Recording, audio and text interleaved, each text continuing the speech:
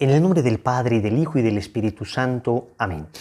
Padre nuestro que estás en el cielo, santificado sea tu nombre. Venga a nosotros tu reino, hágase tu voluntad en la tierra como en el cielo. Danos hoy nuestro pan de cada día, perdona nuestras ofensas, como también nosotros perdonamos a los que nos ofenden. No nos dejes caer en tentación y líbranos del mal. Amén. ¿Quién como Dios? Nadie como Dios. Un saludo para todos en el Señor. Bienvenidos a la preparación para la consagración total a Jesús por María. Les habla Wilson Tamayo, misionero del movimiento Lazos de Amor Mariano. Y hoy vamos para nuestra lección número 28. Jesucristo, nuestro fin último. ¿Por qué llegamos a esta lección y por qué decimos que Jesús es el fin último? Desde el inicio no nos hemos cansado de repetir que toda esta preparación para la consagración tiene como fin llevarnos a Jesús. La primera parte que fue vaciarnos del espíritu del mundo, luego la segunda parte conocernos a nosotros mismos, una tercera parte conociendo a María, fue simplemente la preparación para llegar a Cristo, hacia quien van dirigidos todos nuestros esfuerzos y a quien debe ir toda la gloria, el honor, la santidad. Todos nuestros esfuerzos van dirigidos a Él porque solo es Él el Señor, solo Él nos salva. No se ha conocido otro nombre bajo el cielo por el cual podamos ser salvos que el de Cristo Jesús nuestro Señor. Está perfectamente claro que nosotros vamos a Jesús por medio de María, pero es a Jesús a quien vamos, no nos quedamos en María. Con María y todo lo que hemos aprendido con ella, pues vamos directamente hacia nuestro Señor Jesucristo. Hay una bella oración, se llama la doxología, una doxología mayor. Una doxología es una palabra de alabanza que se dirige a Dios en la Santa Misa, que dice: por Cristo, con Él y en Él, a ti Dios Padre Omnipotente, en la unidad del Espíritu Santo, todo honor y toda gloria por los siglos de los siglos. Amén. Es el resumen de la vida cristiana. Todo lo hacemos por Cristo, con Él y en Él. Cuando decíamos que nos unimos a María, por María, con María, para María y en María, era para unirnos más perfectamente a Jesús, por Jesús, para Jesús, con Jesús, en Jesús. Es decir, María como medio para llegar a Cristo. Entonces, con Cristo tributamos la gloria que merece el Padre Celestial en la fuerza del Espíritu Santo. Es importante, y no nos cansaremos de repetirlo, es importante comprender que nuestra Santísima Madre ha sido la criatura más estrechamente unida a la Santísima Trinidad. Es la hija predilecta del Padre, porque ¿quién como ella obedeció la voluntad del Padre, diciendo: he aquí la esclava del Señor, hágase en mí según tu palabra? Fue absolutamente dócil, fiel a lo que Dios le pedía. Es la madre admirable del Hijo. ¿Y qué otra criatura puede decir que es madre del Verbo eterno del Padre? ¿Qué otra criatura puede tener tal relación con el Verbo eterno del Padre, tal vínculo con Jesús? Y devocionalmente se la ha llamado también esposa del Espíritu Santo. El Concilio Vaticano II la llama sagrario del Espíritu Santo. Ese título, esposa del Espíritu Santo, es un título dado inicialmente por San Francisco de Asís. Es un título devocional, no se puede entender en sentido literal, en sentido estricto, sino que es un título devocional. Aparece por primera vez en el oficio de la Pasión del Señor, compuesto por San Francisco de Asís, que rezaba así: Santa Virgen María, no ha nacido en el mundo ninguna mujer semejante a ti, hija y esclava del Altísimo Rey y Padre Celestial, Madre de nuestro Señor Jesucristo, esposa del Espíritu Santo, ruega por nosotros junto con el Arcángel San Miguel y todas las virtudes del cielo y con todos los santos ante tu Santísimo Hijo amado, Señor y Maestro. Obviamente es una figura que remite precisamente a el desposorio que hay entre el alma fiel y el Espíritu Santo. De alguna manera es un desposorio que todos tenemos, y los santos han entendido estas figuras tomadas del libro del Cantar de los Cantares, de el alma enamorada de Dios, Dios que busca a su esposa. Pero en la Santísima Virgen María esto se dio de una manera del todo singular. Si ese desposorio que ocurre entre el alma y Dios produce a Jesús en nuestra vida, ese desposorio entre el alma y el Espíritu Santo produce a Jesús en nuestra vida, pues es que literalmente el desposorio entre la Santísima Virgen María y el Espíritu Santo pues produjo a Jesús en la humanidad, es decir, trajo a Jesús a la humanidad. El Espíritu Santo cubrió con su sombra a la Santísima Virgen María y esto nos trajo al Mesías. Por eso se le tiene este título a la Santísima Virgen María, y Montfort lo utiliza tanto, y en tantos rosarios se dice que la Virgen María es esposa del Espíritu Santo, pero repito, hay que entenderlo de una manera adecuada, es una manera figurada, es una manera metafórica, es una manera simbólica. Entonces vamos a decirlo con toda claridad. Nosotros solo adoramos a Dios, Padre, Hijo y Espíritu Santo. Lo repetimos, no adoramos a la Virgen María, no adoramos a criatura alguna, solo a Dios. El Catecismo lo dice con mucha claridad en el numeral 2096. Adorar a Dios es reconocerle como Dios, como Creador y Salvador, Señor y dueño de todo lo que existe, como amor infinito y misericordioso. Adorarás al Señor tu Dios y solo a Él darás culto. Lucas 4:8. Dice Jesús citando el Deuteronomio 6:13. Entonces, ¿reconocemos nosotros a la Virgen María como diosa? De ninguna manera. No hemos dicho una sola vez esto. Al contrario, hasta el cansancio hemos dicho que la Virgen María es criatura. ¿La reconocemos entonces como nuestra Salvadora? De ninguna manera. Hemos dicho que su sí nos trajo al Salvador, pero Cristo es el Salvador. ¿La reconocemos a ella como la dueña de todo lo que existe? De ninguna manera. Hemos dicho que ella se humilló y que el Señor la hizo reina de la creación. Es decir, no que ella es dueña de la creación, sino que el Señor, rey y dueño de la creación, la ha constituido a ella como reina de la creación. Entonces, nosotros tenemos perfectamente claro quién es Dios, a quién se debe adorar, y quién es María, a quién se debe venerar. Eso vamos a verlo más adelante. Pero cuidado entonces con la palabra adoración. Es cierto que muchas veces en nuestro lenguaje utilizamos mal la palabra adoración. Y entonces, claro, muchas veces decimos adoro a la Virgen, pero no queriendo decir que la Virgen María sea una diosa a quien tributamos un culto de latría, que se llama teológicamente ese culto de adoración, sino como para decir es que la queremos mucho. De hecho, una de las definiciones que tiene el diccionario sobre la palabra adoración es un amor extremo hacia algo, ¿no? Pero técnicamente hablando, es incorrecto utilizar la palabra adoración como sinónimo de la palabra amor, porque la palabra adoración debe ser reservada exclusivamente para Dios. Todo lo demás podemos decir que nos gusta mucho, podemos decir que nos encanta, pero no es correcto decir adoro a mis hijos, adoro la playa, adoro a mi familia. No. Adoro a la Virgen, no. Lo quiero mucho, la amo, la respeto, la venero, pero nunca la adoro. Para entender eso entonces, distingamos 4 tipos de culto que en la iglesia se tributa. 4 tipos de rendir culto, o sea, 4 tipos como de servicio que se conoce en la iglesia. El primero se conoce con el nombre de latría. ¿A qué le suena esto? Idolatría, ¿eh? ¿Y qué es idolatría? Está compuesto por 2 palabras. Idolatría es ídolos y latría es adoración a los ídolos. Entonces, la latría sola significa adoración. En psicología se habla, por ejemplo, de egolatría. El ego es el yo y el ególatra es el que se adora a sí mismo. Todo eso es simplemente idolatrías, ¿no? Y se puede adorar otros dioses, se puede adorar las cosas, se puede adorar la propia voluntad. Todo eso son idolatrías ajenas a la fe cristiana. Nosotros la latría la rendimos única y exclusivamente a Dios. Ya lo leímos. Adorarás al Señor tu Dios y solo a Él darás culto. Lo dice el Señor en Lucas 4:8, precisamente recordando el pasaje de Deuteronomio 6:13. Entonces, ¿a quién adoramos? Al Padre, al Hijo y al Espíritu Santo. Bien, pero existe otro tipo de culto llamado hiperdulía. Dulos en griego significa siervo. Entonces la dulía es como el servicio. Una hiperdulía sería la palabra hiper, saben ustedes que se utiliza cuando se quiere decir que algo es enorme, lo más grande.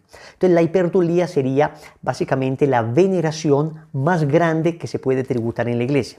Adoración solo a Dios, pero veneración, la veneración es un culto de respeto, de admiración, de imitación, que se puede tener incluso a personas en la tierra que se llaman venerables, es decir, personas muy buenas, muy doctas, y humanamente se utiliza incluso mucho esta expresión, es un venerable anciano, como para decir, es una persona digna de respeto. Entonces la veneración no es igual a la adoración, porque no se tributa a alguien que se le considera Dios, sino a alguien que se le respeta profundamente. Entonces, el mayor culto de veneración que se tributa en la iglesia es el culto a la Santísima Virgen María. Entonces la hiperdulía, que significa máxima veneración, se tributa a la Virgen María. ¿Y por qué se tributa a la Virgen María? Pues señores, porque ella misma dijo que así sería. Ella lanzó una profecía en Lucas 1:48 al decir, por eso desde ahora todas las generaciones me llamarán bienaventurada. ella profetizó que todas las generaciones la llamarían bienaventurada, porque ella era súper, digamos, ella misma se consideraba como súper, no. Desde ahora todas las generaciones me llamarán bienaventurada, porque el poderoso ha hecho obras grandes en mí, no por mí misma, sino por lo que Dios ha hecho en mí. Entonces, esto queda muy claro. El libro de los Proverbios, en el capítulo 30, versículo 31, dice: la mujer que teme al Señor merece ser alabada.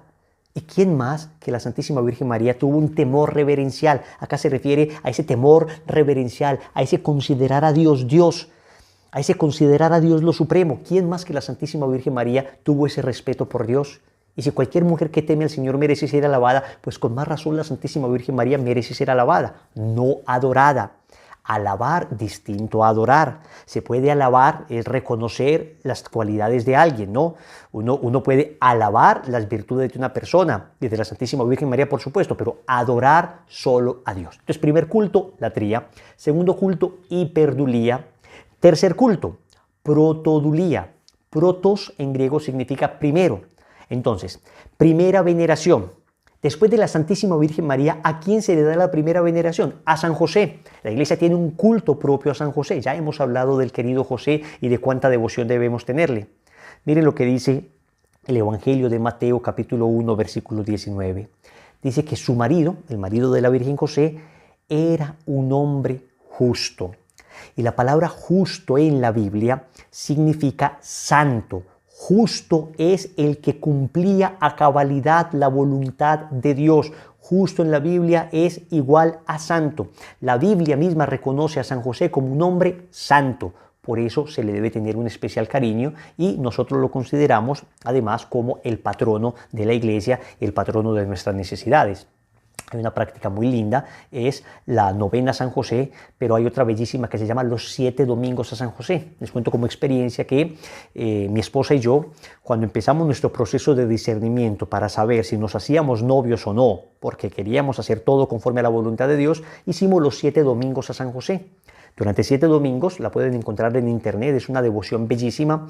Uno hace unas oraciones a San José pidiendo el discernimiento para saber si esta es o no la mujer de mi vida, digamos. Inicialmente para empezar un noviazgo. Después, cuando decidimos casarnos, volvimos a hacer los 7 domingos de San José, encomendando nuestra relación al querido San José y diciéndole: si esto no es lo que Dios quiere, querido San José, por favor, intercede para que esto se dañe. Pero si esto es lo que Dios quiere, querido San José, cuida nuestra relación.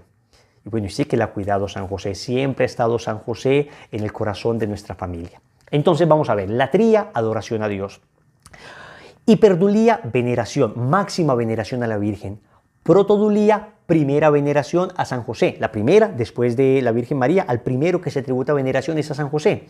Y finalmente existe la dulía, solo, sin hiperdulía y sin protodulía, la dulía, que es propio el culto de los santos. Es una veneración a los santos. ¿Y por qué podemos venerar a los santos y a los ángeles? Mire lo que dice el libro del Apocalipsis, capítulo 8, versículos del 3 al 5. Estamos en el cielo, en la liturgia celeste, y dice: otro ángel vino y se paró delante del altar de los perfumes con un incensario de oro. Está el Apocalipsis hablando de, haciendo un símil entre lo que ocurría en el lugar llamado Santo de los Santos, en el templo de Jerusalén, donde estaba la presencia de Dios, y entonces dice, este símil es más o menos lo que ocurre en el cielo. Entonces se para ante el altar de los perfumes y del incensario de oro. Se le dieron muchos perfumes, las oraciones de todos los santos que iba a ofrecer en el altar de oro colocado delante del trono. Es decir, las oraciones de los santos, las que ellos elevan por nosotros, están ante el trono de Dios actuando. Por eso podemos rogar a los santos, porque hacen parte de nuestra familia. Se llama el misterio de la comunión de los santos. Hace parte de la familia en que nosotros vivimos, la familia espiritual. Ellos interceden por nosotros, ellos pueden pedir a Dios por nosotros.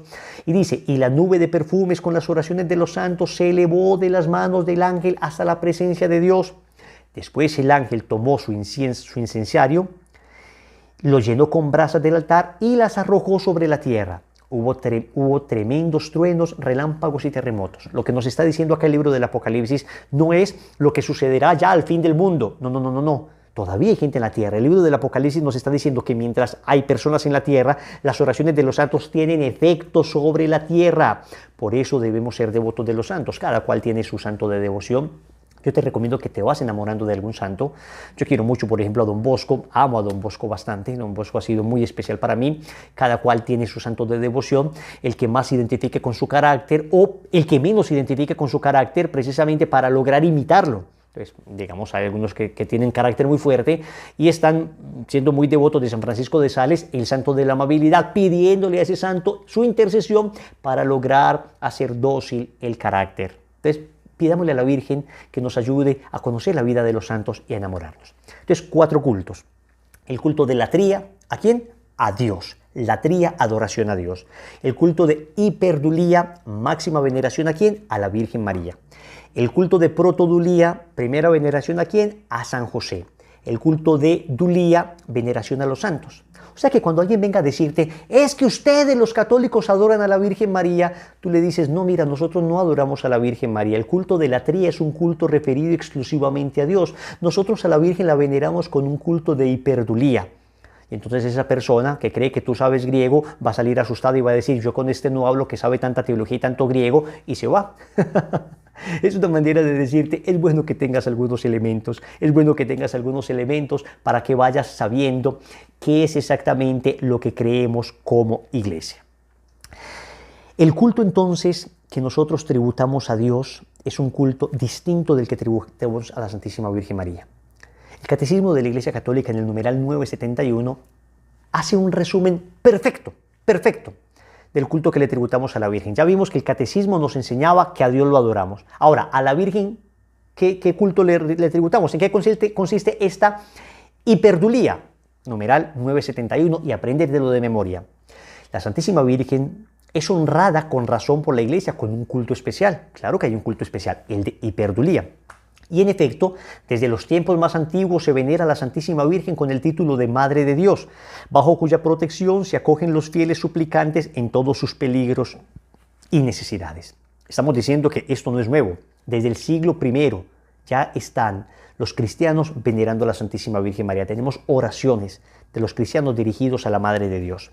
Este culto, aunque del todo singular, es esencialmente diferente del culto de adoración que se da al Verbo encarnado, lo mismo que al Padre y al Espíritu Santo. Ya lo hemos dicho. Latría al Padre, Hijo y Espíritu Santo, y hiperdulía a la Santísima Virgen María. Dice, pero lo favorece poderosamente. Es decir, venerar a la Virgen María favorece el culto de adoración a Dios. Encuentra su expresión en las fiestas litúrgicas dedicadas a la Madre de Dios, en la oración mariana como el Santo Rosario, síntesis de todo el Evangelio. O sea que, repetimos, a la Virgen María la veneramos, a Dios lo adoramos, con un culto de latría a Dios, con un culto de hiperdulía a la Santísima Virgen María. Pero, ¿qué es esto de adorar? Dice el famoso teólogo Antonio Rollo Marín, y si quieres conocer de teología sólida, te recomiendo todos los libros del padre Antonio Rollo Marín, sacerdote jesuita, murió hace algunos años, buenísimo, porque es una teología muy sólida y no demasiado complicada, es accesible. Su libro, digamos, cumbre, su bestseller, Teología de la Perfección Cristiana. Teología de la Perfección Cristiana, se lo recomiendo. Y en ese libro, Teología de la Perfección Cristiana, dice que la adoración es un acto externo de la virtud de la religión por el que testimoniamos la reverencia que nos merece la excelencia infinita de Dios y nuestra sumisión ante Él. Es decir, es un acto del corazón que se exterioriza. Por eso nosotros, digamos, tenemos un culto de adoración a Dios que se llama la Eucaristía. El culto que nosotros tributamos en la Eucaristía es un culto de adoración que se dirige a Dios. El culto de la Eucaristía no se dirige a nadie más que a Dios. Si ustedes se dan cuenta, la estructura de todas las oraciones de la misa siempre inicia diciendo Padre eterno o Dios misericordioso. Pide algo, dice por Jesucristo nuestro Señor, amén. ¿Ven? Siempre es al Padre, por Jesucristo nuestro Señor, en la unidad del Espíritu Santo. Todo honor y toda gloria por los siglos de los siglos. Amén. ¿Ven? Siempre es Padre, Hijo y Espíritu Santo. Incluso cuando se hace una Eucaristía en honor a la Virgen María, no se dice que se ora a la Virgen María durante la Eucaristía, sino que al Padre se le dice: gracias, Padre Celestial, por el ejemplo de la Madre de Dios, concédenos a nosotros también esa docilidad del Espíritu, para que siendo fieles a tus mandamientos, me estoy inventando en ese momento alguna oración, ¿no? Para que siendo fieles a tus mandamientos podamos imitar a tu divino Hijo Jesús, por el mismo Jesucristo nuestro Señor, que con el Espíritu Santo vive y reina por los siglos de los siglos. Amén. Digo, más o menos la estructura de todas las oraciones eucarísticas siempre son al Padre, por el Hijo, en el Espíritu. Bien, esto quede claro. El culto eucarístico, que es el máximo culto de adoración que damos a Dios, se da al Padre, al Hijo y al Espíritu Santo. ¿Qué dice la Real Academia Española sobre la palabra adoración? Dice: reverenciar o rendir culto a un ser que se considera divino. Entonces, por su propia definición, la adoración es el culto que se da a quien se considera divino. ¿Por qué no adoramos a la Virgen María? Porque no la consideramos un ser divino, la consideramos una criatura humana. El culto que se da a Dios, adoración. El culto que se da a una criatura, acá, veneración. Veneración. ¿Cómo se expresa entonces esta adoración que tributamos a Cristo, al Padre, al Hijo y al Espíritu Santo? Pues se expresa en primer lugar anunciando a Cristo. Nosotros anunciamos a Cristo. Todo lo demás que anunciamos es en relación a Cristo. Y nada tiene sentido si no es en relación a Cristo. Dice el Catecismo en el numeral 427. Es claro entonces que el centro del anuncio cristiano es Jesucristo nuestro Señor. Se enseña es a Cristo, el Verbo encarnado e Hijo de Dios, y todo lo demás en referencia a Él. Esto es, hablamos de los santos porque imitaron a Cristo. Hablamos de la Virgen María porque es la Madre de Cristo. Hablamos de la Eucaristía porque es el cuerpo de Cristo. Hablamos de la Iglesia porque es la esposa de Cristo. Hablamos de el Padre, Hijo y Espíritu Santo, la Trinidad Santísima. Todo es por Dios, por la Trinidad. Dice un documento bien lindo del Papa Pablo VI que todos los evangelizadores deberían leer y conocer. Se llama la Evangelii Nunciandi, el anuncio del Evangelio. Es bellísimo porque da unos criterios importantísimos al momento de evangelizar. En el numeral 27 dice: la evangelización debe contener siempre como base, centro y a la vez culmen de su dinamismo una clara proclamación de que en Jesucristo, Hijo de Dios hecho hombre, muerto y resucitado, se ofrece la salvación a todos los hombres como don de la gracia y de la misericordia de Dios.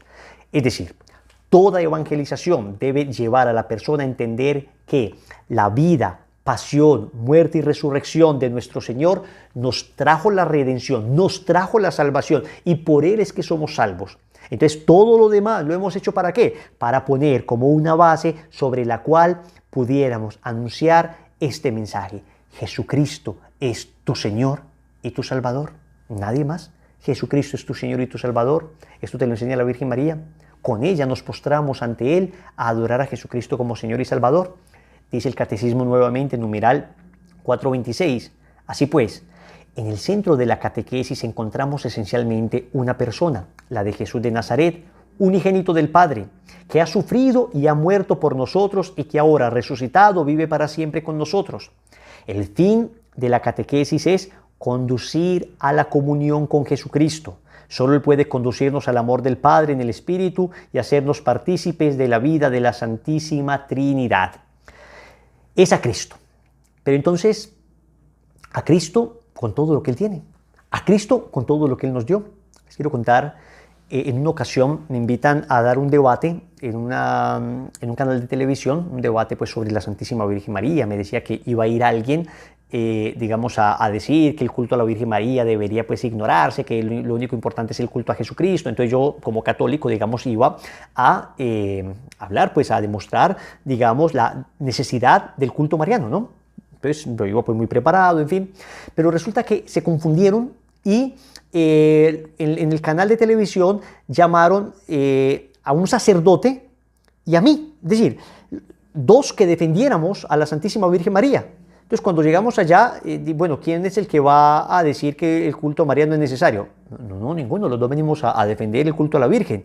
Bueno, pues entonces el caso es que ese programa no la pasamos hablando bellezas de la Virgen, pero abrieron las llamadas. Entonces, una persona nos llamó y después de haber hablado nosotros mucho sobre la Virgen María, empezó a decir: ustedes, ¿por qué hablan tanto de la Virgen? No hablen tanto de la Virgen, no quiero escuchar nada de Virgen, Virgen, hablen de Jesús, Jesús, Jesús, nada de Virgen, Virgen, Virgen, solo Jesús, Jesús, Jesús. Bueno, después de que nos casi insultó, el padre como que me dijo, bueno, a ver, habla tú. Yo conté hasta 10 para mantenerme calmado, no funcionó. Entonces le dije a la persona, muy bien, vamos a hablar de Jesús. Pero, ¿de qué Jesús quiere que hablemos? ¿De un Jesús mutilado? ¿De un Jesús amputado? ¿De una parte de Jesús o de Jesús completo? ¿Quieres que hablemos de Jesús como nos lo presenta la palabra de Dios, completo con todo lo que Él nos viene a dar? ¿O solo del Jesús que nos provoca? O sea, ¿quieres que hablemos de un Jesús sin su cuerpo místico, su iglesia? El mismo San Pablo reconoce que la iglesia es el cuerpo místico de Cristo, es la esposa de Cristo. Sin la esposa de Cristo, Efesios capítulo 5, versículo 25, hablamos de un Jesús sin Eucaristía, cuando el mismo Señor, Evangelio de San Juan, capítulo 6, versículo 55, dijo, mi carne es verdadera comida y mi sangre verdadera bebida. Entonces, un Jesús sin iglesia, un Jesús sin Eucaristía, un Jesús sin sacramento de la reconciliación. Cuando el mismo Juan, capítulo 20, versículo 23, dice el Señor en San Juan 20, 23, a quienes ustedes les perdonen los pecados les quedan perdonados. Hablamos entonces de un Jesús también sin sacramentos. Hablamos de un Jesús sin la Virgen María. Y dime un Jesús sin la Virgen María, ¿cómo funciona? ¿Quién lo trajo al mundo? Es decir, ¿quién dio su sí para que viniera al mundo?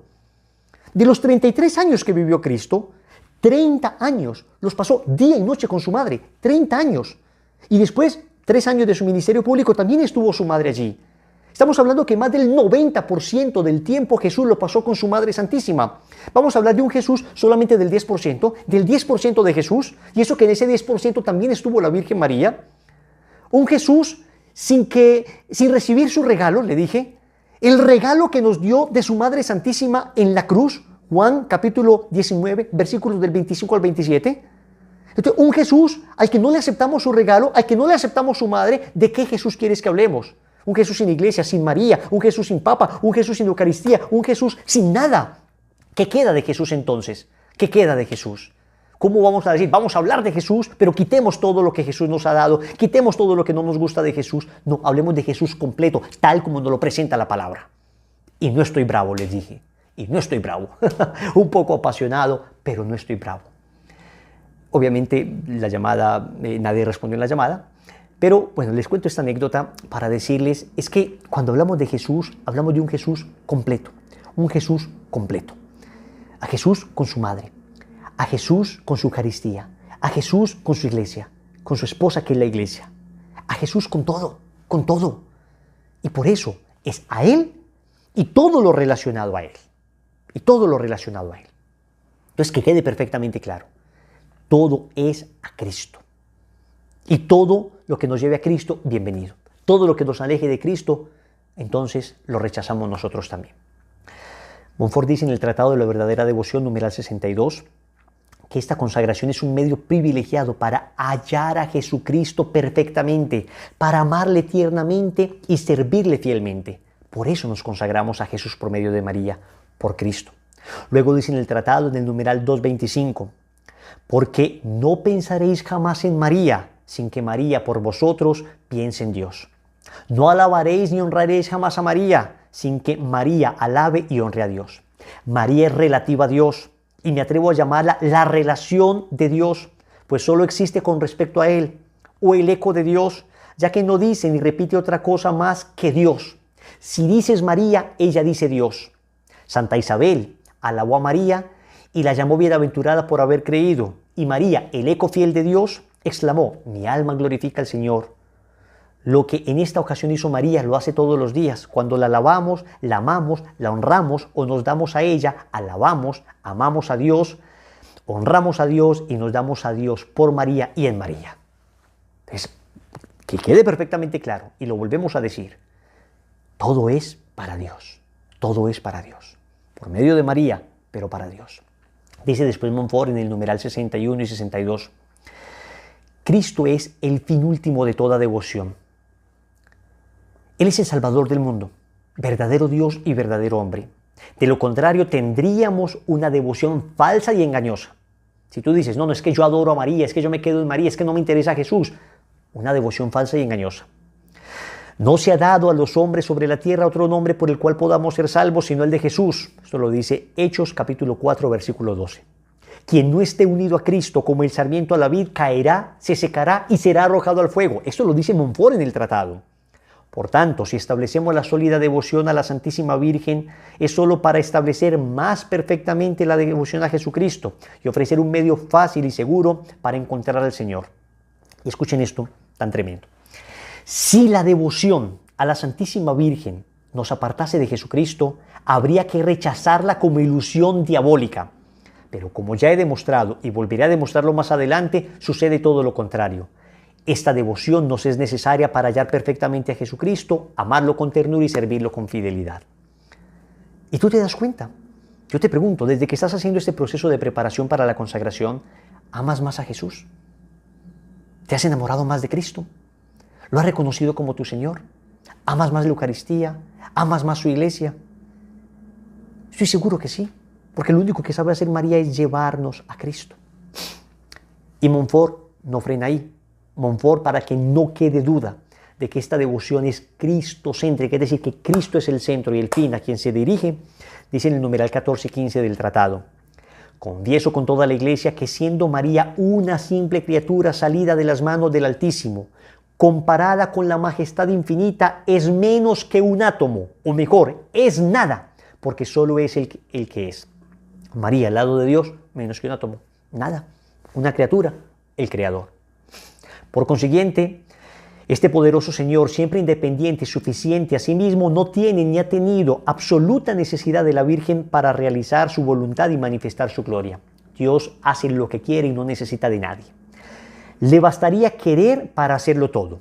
Afirmo, sin embargo, que, dadas las cosas como son, habiendo Dios querido comenzar y culminar sus mayores obras por medio de la Santísima Virgen, desde que la formó, ya vimos en la lección pasada, María en las Escrituras, Dios ha querido vincular a María desde el principio hasta el final de sus obras.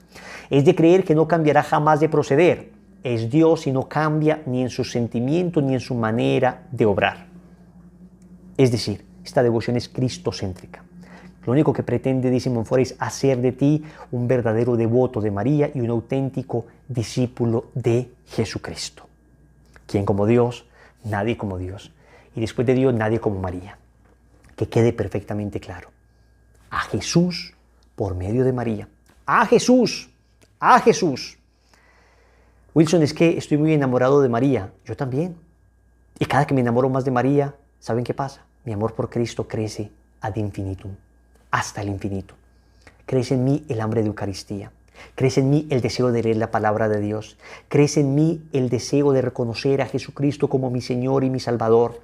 Porque es que viendo a María tan enamorada de Cristo, viendo a nuestra Madre que lo único que sabe es hablarme de Cristo, que lo único que sabe es señalarme a Cristo, que lo único que sabe es adorar a Cristo, entonces yo no quiero hacer otra cosa que amar, adorar y reverenciar a Cristo nuestro Señor junto con mi Madre Santísima. Vamos a decirle al Señor que Él es nuestro Señor y nuestro todo.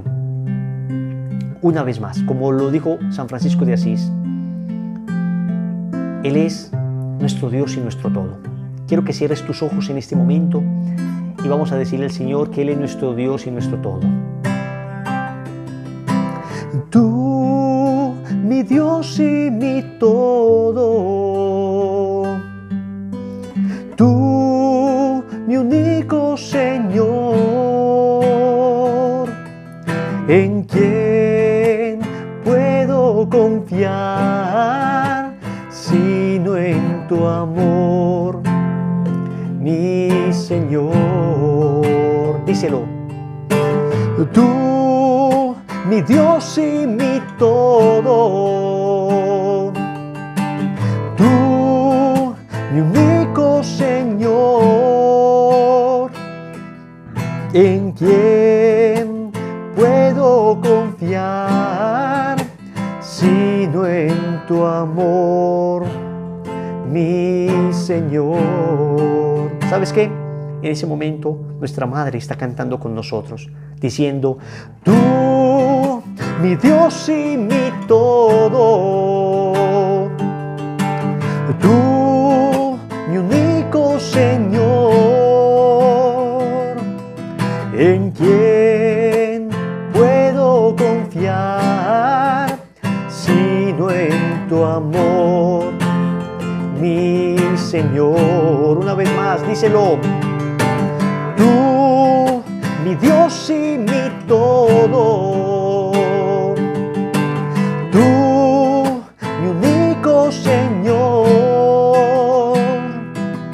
¿En quién puedo confiar sino en tu amor, mi Señor? Gloria al Padre, y al Hijo, y al Espíritu Santo, como era en el principio, ahora y siempre, por los siglos de los siglos. Amén. Práctica.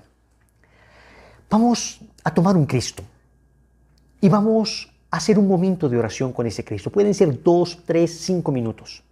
Pero vamos a hacer lo siguiente. Arrodillados ante ese Cristo, pequeño, grande, de rodillas, vamos a decirle a la Santísima Virgen María: Madre, ven, acompáñame a arrodillarme hacia Jesús. Acompáñame a arrodillarme ante Él. Arrodillémonos juntos ante nuestro Dios. Y acompáñame, Madre, a reconocerlo como mi único Señor, como mi Dios y mi todo, como mi Salvador. Y le vas a decir ahí, de manera espontánea: Señor, yo te amo, porque tú eres mi Dios, mi Salvador, porque por tu sangre preciosa me has redimido, me has limpiado, porque por esa sangre tengo hoy acceso al cielo. Y te quedas en un momento de alabanza y de adoración. Junto con la Santísima Virgen María vas a alabar y adorar a tu Dios, Padre, Hijo y Espíritu Santo. Que la gracia de Dios sea contigo. Bendiciones.